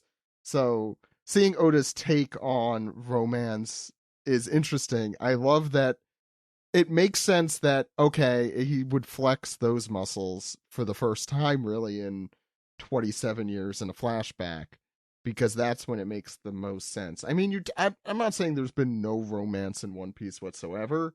I mean, like the stuff with Kyros and Scarlet? Beige and Chiffon. Beige and Chiffon. Oh, well, that's power couple. It has happened, but I feel like it hasn't been like the crux of a plot like this. Like it's never also thing. I just feel like it's never been quite as romantically framed as this. Yeah. The focus is only it only felt like it was beginning with like Kuma and Ginny. Yeah. And like I look at frames like the one on the last page where Shakky is like falling into Raleigh's arms. Like you don't see a panel like that in One Piece very often. It's really cute. That's not a thing. I think this is a really one sweet character moment. saying "I'm sorry you had to go through this," and the other one saying that they were so scared. Like it's very touching. Like I agree that it's Oda likes to sprinkle in comedy so that keeps it light, but I do push back a little bit on the idea that it's not serious because it feels very sincere to me. I guess melodramatic also, I think is more of what I meant than unserious. I think also the physical contact is also kind of rare in One Piece. Like this isn't like the most explicit thing in the world, obviously, but like whoa, they're hugging. Even thinking back to like Kuma and Ginny, I feel like they never had contact. Like there's not a panel of them in this same kind of way. That's because one is like 30 feet tall and the other isn't. But should that matter? No, I don't. I think it doesn't. Obviously, they have emotional moments together, but like in terms of just physical touch, that's just not even. That doesn't register. I think Oda shows intimacy more in the trust that they have with like their emotions than they do with like they're not like making out in like a final panel, you know. Which says something. I feel like this is the most physically intimate he's shown characters. Having not gone through the manga in a bit, but like. This is at least as far as I can remember. Sure. It's funny because he almost sounds prudish when talking about it like that, when he is very much the opposite of that. Yeah, he's not prudish. Let's look at Saint Maffy again here. Maffy, whatever. But yeah, no, I think it is well done. Joey, you're right. I'll take my stance back a little bit. I think. There's humor. I think the previous chapters are more what I'm thinking about here. Yeah, those are very silly. Yeah, this moment is more serious. I think there's just a lot of melodrama in this flashback. The whole thing is very melodrama, especially with like the other people going after Shakky. But like this is like where she's been like smiling and being stoic like the entire time. And this is where she can like let her guard down and be with the man that she trusts. So I like these last. I also like how Rayleigh had seemingly been playing hard to get and like not no, that's a good. Go ahead, sorry. It's a good strategy for him. Basically, what I was going to say is that I think those silly, funny chapters leading up to this make it even more powerful because like Rayleigh has been seeming very aloof and everyone else has been bouncing off the walls and stuff, and now he's like, now we are seeing a very like sincere. Like kind of like Oda opening up a little bit and being like, they actually have this. He cares for her a lot, and this is a very sweet relationship between the two of them. I've been seeing a lot of discussion about Rayleigh being like emotional in the stuff with Luffy. Obviously, like when he left Shabati, he teared up, and that there are these moments, and he.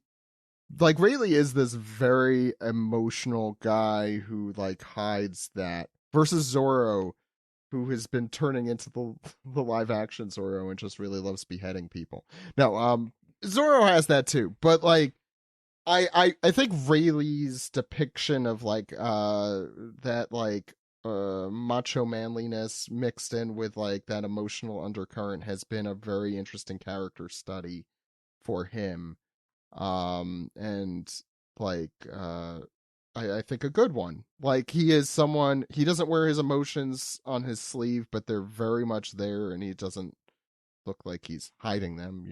I think generally, going off that, I love that like we get like younger Rayleigh and Shakk because they're both still alive. Yeah. So we get them later, and you can see, they're both like, the still very good looking. Yeah, and they're both together. Awesome, good job on that. Most marriages do end in divorce, so great job. But well, yeah, I mean, I don't know if it's a marriage, but they're certainly together. Close enough. Yeah. But I do like when we, you can see characters that have grown up through the years, and then you could see like how they were in their fun, wild days of fighting the government. But like, yeah, Rayleigh and Shakk, yeah, like seem like the less of the crazy, the least crazy people in this, specifically on this island at this moment. They're, sorry, I got a whole tangent about that. No, I think it was a good tangent to get into. Yeah, I don't even know how that happened, but Joey, I know why you gave me those pages now, because I got to be Somers and Evil. I'm also just coming off of listening to Steve, the live reading of Return of the Jedi. What was it? Yubby Nubby. Yeah, by the Tortugas Talk Show. And... Yeah. Please listen if anyone, if you have a chance, go watch that. It's very funny. Yeah. Yeah, Steve's in the audience somewhere. I'm sure you could hear him laughing.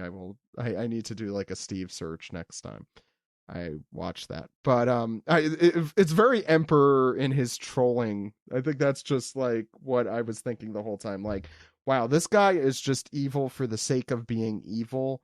Like, even of the Celestial Dragons, even of the Holy Knights, he is really a gigantic douchebag.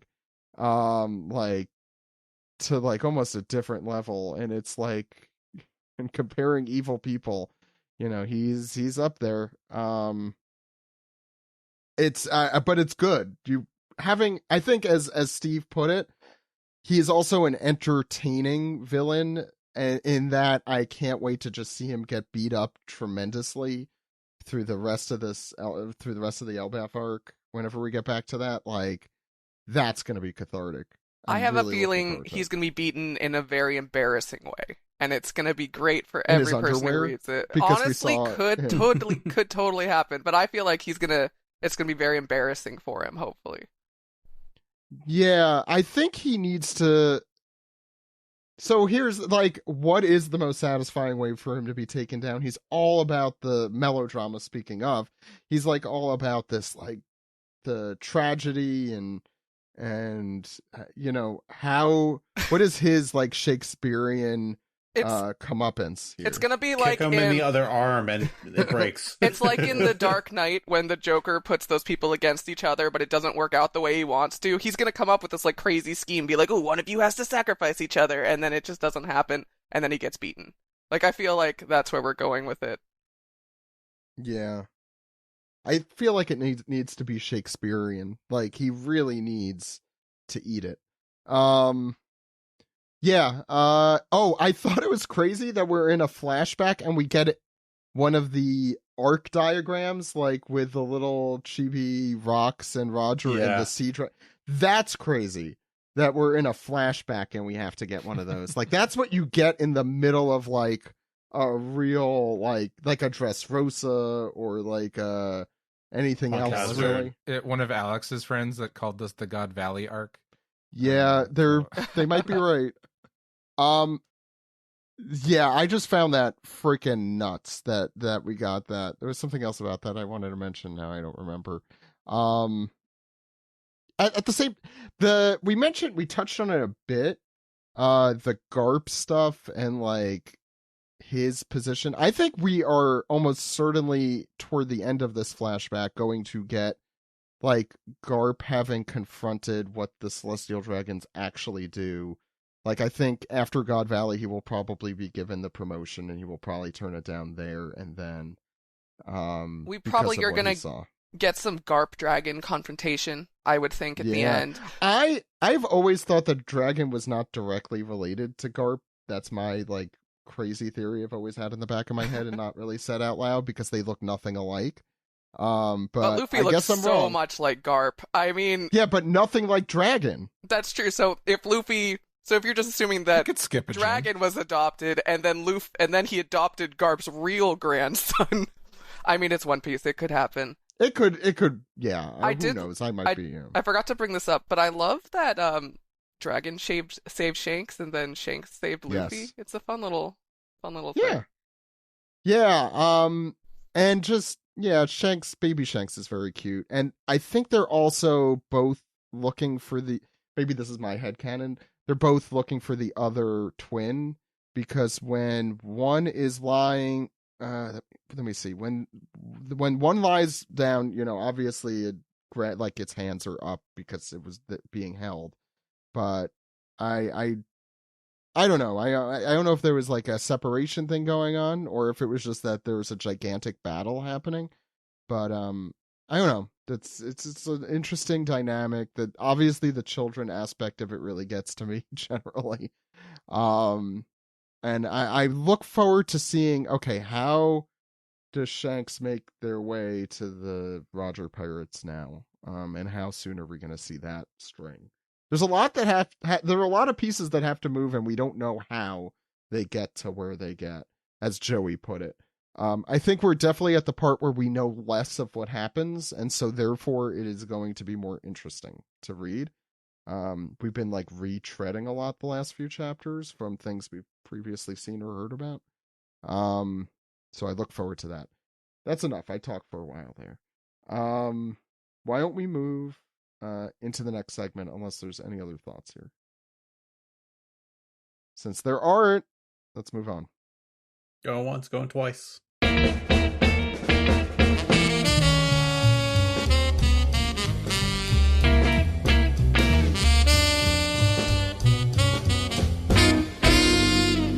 This is the Piece Together segment where we take your questions, comments, and theories, including what happens when a man and a woman love each other very much. They make Rayleigh. That's the answer. Kids, Rayleigh. Let's start. I guess I'll do it. This piece. Never get to do it. First question comes from wrong answer. Ahoy, OPP. Who made the canals on Reverse Mountain and how? Wrong answers only. You can't take it seriously, they're saying. Okay. Good. Because I don't remember that part of the manga. It's been a while. It's just It would be very funny if I just said the right answer. We don't know the right answer. I know, no one knows the right answer. Jill, did you? just a giant finger painting or something. Carving it. Who knows? Oh, I know the right wrong answer is there are sea kings at the bottom of each one just consistently spitting water out. Or maybe just giant whales on all sides, which would make sense. Just blowing out water the whole time. Okay, next question. It's Laboon's parents. They're right over there. They're right over there. Straw Hat Pirate 9. My hatred for Summers grows and grows. I'm so glad Rayleigh beat the shit out of him. I'm a sucker for romance, so I absolutely love this chapter's ending. Ray and Shakky are so cute. I really love how Oda tied the note there at the end. They mean not. Next one comes from Bilk God Valley for Rocks and Goal. Oh yeah, that's his first name. I forget, or his last name. It's his last name, isn't it? It's a surname. Family name. Yeah. Right, family name. Yeah, he's a Goal. Or surname. Twice removed. Hello, my fellow Prime Rib Roasters. What a cool chapter. The Yellow Dog incident. Nice. I like that reference. Seems to be wrapping up. I like when things get wrapped up, but there's something that was never quite dealt with ages ago in the series. We still don't know what happened on Thriller Bark. Zoro said nothing happened, but I have a tiny inkling that he might have been lying. What really happened there? Wrong answers only. Can we give any right answers this week? Every answer I give is wrong, so it doesn't matter. Yeah, sure. What happened? What does Zoro hide? Zoro tried eating an entire cherry pie on his own and just Wow. just got all over him and just yeah. It's all sticky. Shaving accident. I'd like if it was a really tiny thing. Yeah, like he nicked a little bit. Ooh. Oh no, I can't tell anyone. A bird flew into him when he was on the roller coaster. Like Fabio. Nice. Hey, we should draw a parody of that. That's a great idea that we've just come up with.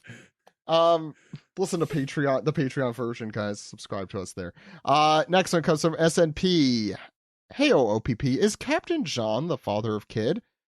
Gives 3 reasons for this. 1, they both have Captain in their epithet. No, that is their last name, isn't it? Or is it's it the first name? Epithet? No, not for Kid. Well, it's their surname. It's Eustace. Yeah. Kid. Eustace. Oh, you're Captain right. It is an epithet. Is quotation. That's mark. even It's an weirder. epithet. That's what I was saying. Like, I think maybe they're not related, but he Oh. takes after him, maybe because he has the same powers, and so he's like Captain John, but he's Captain Kid. Anyway, the person here continues. Is this arm made by the magnet fruit like Kid? And 3, it is to be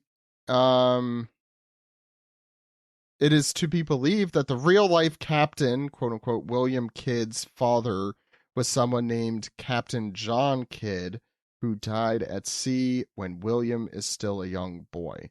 P.S. Greg will not be happy when he hears about this. The last part I don't know what Greg's upset about specifically, but I feel like that's a whoop slap kind of thing. Greg was talking about not liking everybody being related to everybody. Well, I do agree with that. I guess I wouldn't really care here since I'm not a big Kid or John. Like, who cares? But it does seem stupid and unnecessary. You're not a Captain John fan? Character who's been in this series for 4 chapters? Oh no, he was in Thriller Bark. Thriller Bark. Oh, I forgot about him. Or ever since Buggy. He was a zombie, mentioned him, though. actually. He was dead, to be fair, in Thriller Bark. So, Still not much of a character. Most of these characters are dead. No, yeah. Reverse Eye Satchel says, "Hey, baby bonkers, I want Zoro to sleep on me instead of a Shirahoshi plush." Well, you said it. I'll take the plush. Josh, is that you? Yoink. Yeah, is this Josh? I'm fascinated by Maffy's weird mouth beam. Do you think that she is a devil fruit or is just really bad breath from smoking that cigar all the time? Do you think that Dragon still has a burn scar from getting hit with it? Do you think she is still a holy god's knight? Or did she get her shit wrecked just because Japanese pluralization is weird? We kind of talked about the Japanese pluralization a little bit because I think this is referencing the babies thing, right? I think. Yeah. I don't think she would be in trouble for this. I think the Mook might be in trouble for not having 2 babies, but I think she's probably high enough. It's like, well, do you think? I mean, this happened. What was it? 38 years ago, right? How old is Shanks? No, yeah, however old Shanks is. But I think it was 38. Everyone in the comments will correct me, I'm sure. But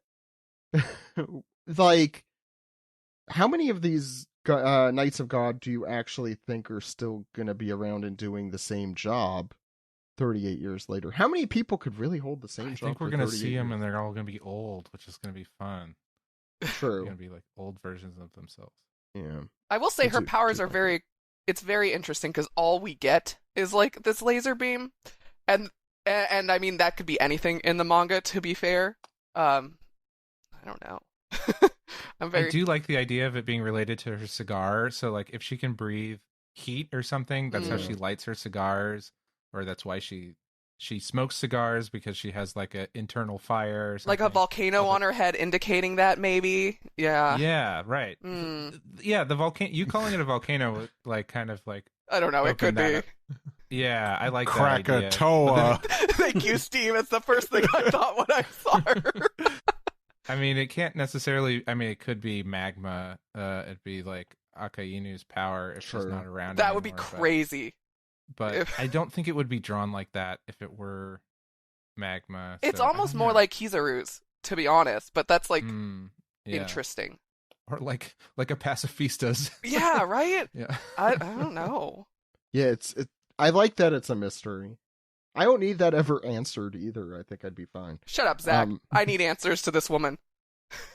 Look, Shirahoshi's much better for you in that they are not. Shirahoshi is 16 years old, and she's like a daughter to me.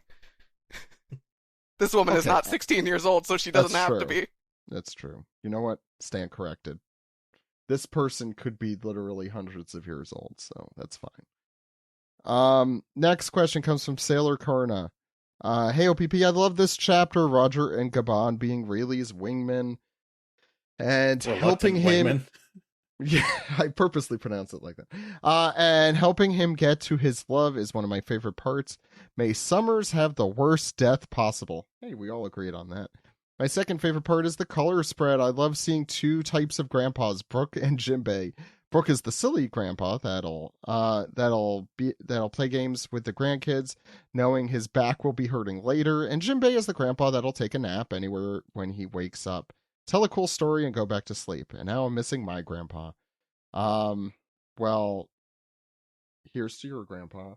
And yes, I think Jinbei and Brooke both function very well as that. That it is a great color spread that we could have spent a long time just trying to find all the characters too. Wizpie, whatever. Hey OPP, long time no see. It looks like we've established most of the main Rocks pirates so far in this flashback, but were there any other people you were expecting or hoping to see on the crew? Zeph and Hiraluk were fun candidates for a while, but it seems those ships have sailed. That would have been. I honestly didn't think about it too much. I'm satisfied. Yeah, I don't know.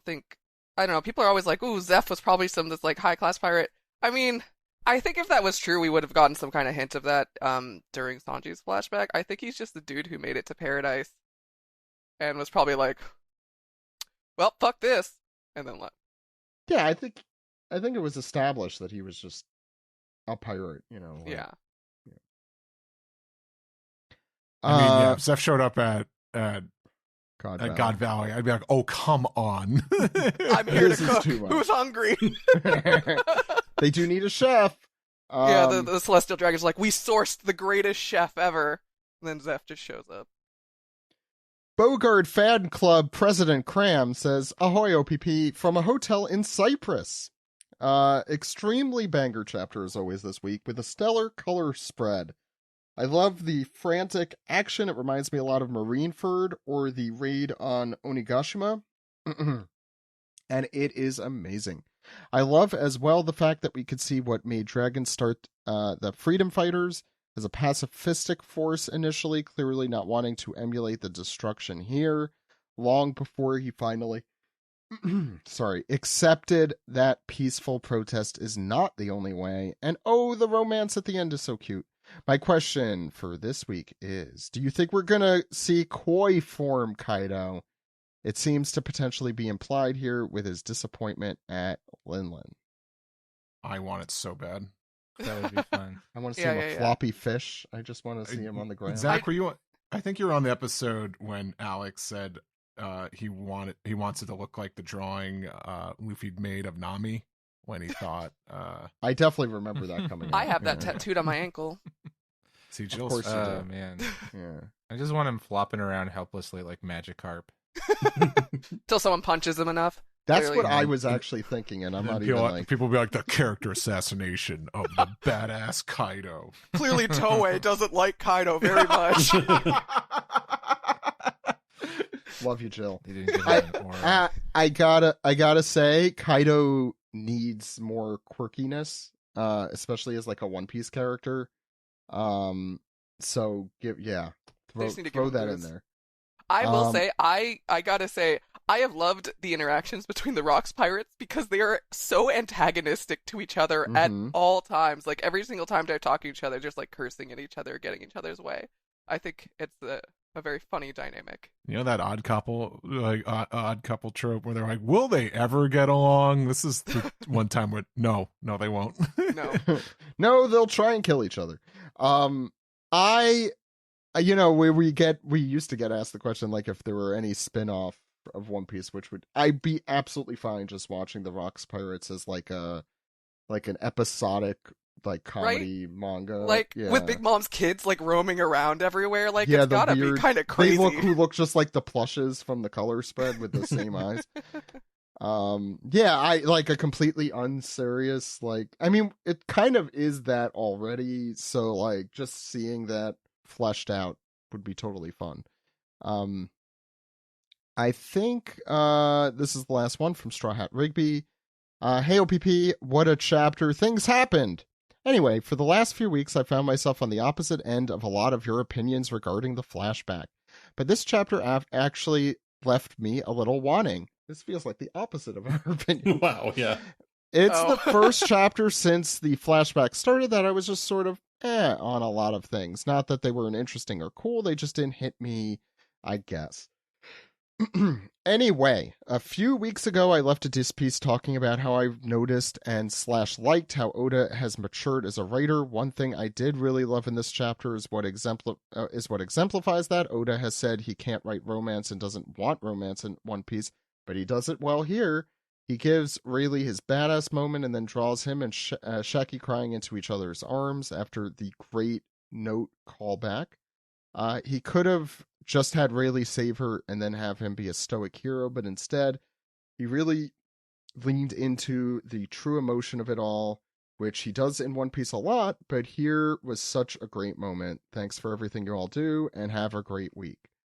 I feel like we've had a lot of people out there disagreeing with our opinions generally, although I feel like we've had kind of subdued opinions. Like, I think generally my feeling on this flashback is like a lot of really cool stuff, just organized not in the way that I prefer. I don't know if that's the like, so like it feels like a conflagration of like a lot of things happening, and not just because there's explosions on every page. But I'm not negative. I will withhold my judgment until the end, and I've said that, and I know it's kind of a cop out, but I know my opinion on it will be different at the end. Any other thoughts on any of that? No, I basically said how I feel about it at the manga recap. So yeah. I think we might have gotten an email. Did you check? I think we did. Yeah, and I forgot. Oh my god. This comes from Daddy Longlegs, the father. What a time to be alive. Babies are getting dropped on their heads, and Streusen of all characters is getting a lot of attention from Greg for some reason. If you had his devil fruit, Streusen's, what food would you look forward to saving money and time on buying and preparing? Isn't the whole thing that you could just make anything as a food? But then I guess, so are you saying like, what is the easiest thing to find to eat? Like dirt, I guess? Trash? But it all tastes like crap when he makes it himself, right? Like when he is like that true? No, when we first see him in the Big Mom flashback, he's like cutting up like a stump. Yeah, but I think it was that it tasted good, but it doesn't fill you up or something like that. There was a catch to it. Like I don't remember. There's no nutrients. You know, you're not getting the nutrients from it. Well, that's just depressing, to be honest. Sorry, I didn't mean to. I would have like, I don't know, like Wagyu steak, something like that, you know. But like that's already food. It's like, what would you? No, I guess that it's wasn't. Like, what... This is what the question is. Like, what food would you like to make at home now that you don't have to spend money on it? Right. Because you could just make it out of whatever. So what in your home would you like to eat if you could? And I mean, I know Jose's answers are the tapes. I would hope paper towels like turned into like, you know, fruit roll-ups, you know. Yummy. I mean, I guess if I had to, I would eat my Blu-ray and DVD collection. Just ration it out. Don't you physical media. Just eat got the physical some spicy ass hot toys. Yeah. I will say this: I have a part-time day job where I work with vinyl records, and that vinyl looks like candy. Yummy. Like colored vinyl looks like something that I wish I could eat. Oof. My Akira volumes, because I have not yet opened them and I've had them for like 6 years. Same. Oh, dude, my bath bombs, probably awesome. I think people already try eating those at I Lush, would eat a bath so- bomb. Right? Okay. Yeah. Kids at home, please don't eat your bath bombs. No, Unless you're I got Strucin one and you that- have Even they the did it devil with- fruit ones. When was even it the Lush? devil fruit ones. Yeah, when Lush did like the TMNT collab and they made like little pizzas. I'll eat that. That's one. Right? I want a pizza. I had a friend who worked at Lush, and they said people were just, they would always try to eat the soap, and I'm just like, okay. Well. But now you can, if you have one certain power. Do you think you also have to know how to cook? Or does it come with the No, power? I think Because it that'd just be really happens. sad otherwise. I mean, what is cooking? Can I just throw it in the microwave and, beep, beep, beep, 5 minutes later it's done? Roasted stump, I guess? Yeah. Like, many Hey. questions. That'll do it for Piece Together. Thank you. Sorry about that. Don't put soap Daddy in the Long microwave. Legs. Why not? Let's round off the show.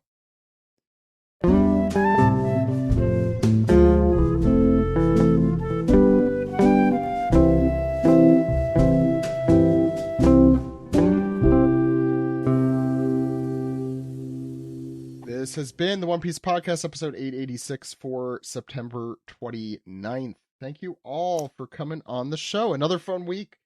I believe the manga is back next week, so we'll be going through 1162 then. We have a lot of fun stuff planned, most of which are too early in the planning stages to talk about. But know that we should have ADR director Emily Fajardo on next week. So look forward to... Oh, I'm sorry, in 2 weeks. Because Joey, I forgot you're on a week early because you're Special also coming. guest next week. Joey's the special guest next week. Joey wanted to ensure that there wouldn't be like a manga break, so he's like, I better hop on a week early. I ain't risking it. That's true. I forgot Joey has that has that power. Joey, where can people find you? I'm Joey Weiser on Blue Sky and Joey Weiser Comics on Instagram. My Instagram is mostly art focused, whereas my Blue Sky, I post about manga and anime and movies and all sorts of whatever stray thoughts I have. So check me out there, and please check out my graphic novels. My newest graphic novel is The Littlest Fighter, which is a kaiju inspired story. And my other books, Ghost Hog and Dragon Racer, are available. Mermin's a little bit harder to get a hold of in print, but it's also still available digitally. So check them out. Thanks. I think I could. What are the ages that are suggested for it again? So I've been waiting to 3rd through 5th grade is the like still have a little bit. demographic that the publisher puts it at, but I have readers of all different ages. Yeah, okay. I got to take a look because I want to buy those when he is ready to go. Jose, where can people find you? You can find me at Arguing Meadows on Instagram and Blue Sky. I am going to be at Anime Week in Atlanta this December, and I'm going to be taking photography or cosplay photos of anybody who would want to sign up with me. You can find the application to sign up for that at arguingmeadows.com, and my social media is also there, so I'm pretty easy to follow. And also take a look at some of the photos I've done, because I'm really getting into that. It's a lot of fun. And as well as I recently did trailers for the Uzumaki Blu-ray and the Chainsaw Man Blu-ray for VIZ Media, and I don't know, Women Wearing Shoulder Pads just had its season finale last night as of when this comes out. So go watch that on HBO Max. I have nothing to do with the show. I just think it's really good. I know it's been streaming on YouTube, I think. No, it's on Adult HBO Swim. Max. No, but I've seen they've had like a live stream on YouTube, I think Adult Swim, that I've been noticing. I don't know. Yeah. I don't know if it's like the full show or what. Thank you, Jose. Jose's a great photographer. Please take him up on that if you're around. Jill, where can people find you? You can find me at Pyretess Unluck on Blue Sky. You can find me in Final Fantasy XIV on the Ultros server as Pyrrha Unluck. As usual. I forgot the story with Jose at my wedding. My mom just bothering the hell out of him. I forgot about It's that. very funny you mentioned that, because so my sister-in-law is getting married, and I'm really, really excited to go. But then I heard from my wife that she was not hiring a photographer. Oh, no. And I straight up looked at my wife. I'm like, you need to be ready when I get asked to be the photographer for the wedding. You are going to be. Oh, guess what happened? 2 days later, I got asked. And I'm like, I told you. To be fair, so I don't take like film photography like you, but I take photographs a lot, and so my sister does this to me all the time. So yeah. I'm happy to do it though. I'm just like, look, it's fine. You need to also remember I'm a guest here too. Right. So. That's always, and I was yelling, Mom, don't tell Jose to do that, right, Steve? Come on. He's not the photographer. He's not the photographer, Mom. Remember that. Yes, we all remember this, and now everyone else listening does too. Steve, where can people find you? SteveYurko.com, social media like Blue Sky, Instagram. That's Steve Yurko, the handle. Listen to me on ProZD Plays Games over on YouTube. Listen to 4Kids Flashback too, because and we might have some more episodes coming down the pipeline at some point. But it's still a good show nonetheless, and you should listen to it. And it doesn't age poorly. It ages well, so you could always listen. I don't know why I said it like that. Feels like damning words. It doesn't age poorly. What are you implying? You should listen to 4Kids Flashback. If you thought it was for kids, it's not. It'll age gracefully. God. It's already about the 90s, so it's not getting any. That's older. what I just mean. It's just because unlike this show, it is a timeless series. So please check that out. Everyone had Jill. Did I give you a chance to? Yes, but you can still find me in Final Fantasy 14 on the Okay, Ultra there it is. server. Okay, I did. Of course, Final Fantasy 14 all the time. You can find us at OnePiecePodcast.com or Patreon.com/OnePiecePodcast. Anywhere you get your podcast, you should be listening to us, including Apple Podcasts, Spotify, and we're also on YouTube. We post episodes the same day they come out everywhere else. I want to give a huge shout out to our editor, Delaney, artist Steve Yurko for his drawing that I'm sure is going to be very powerful this week.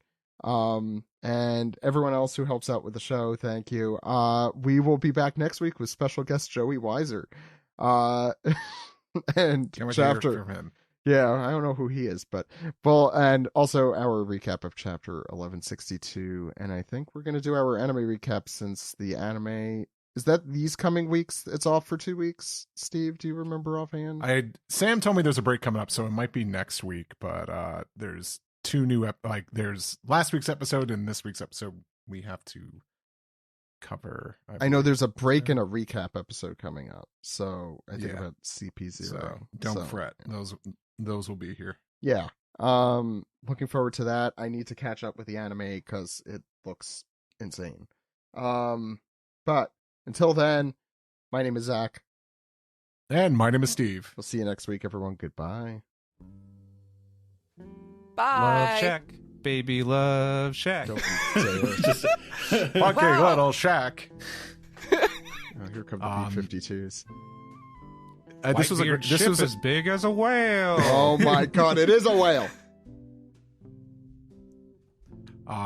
This was a great episode. This is like when a man and a woman make a podcast. 4 men and a woman, I guess, but yeah, close enough. You.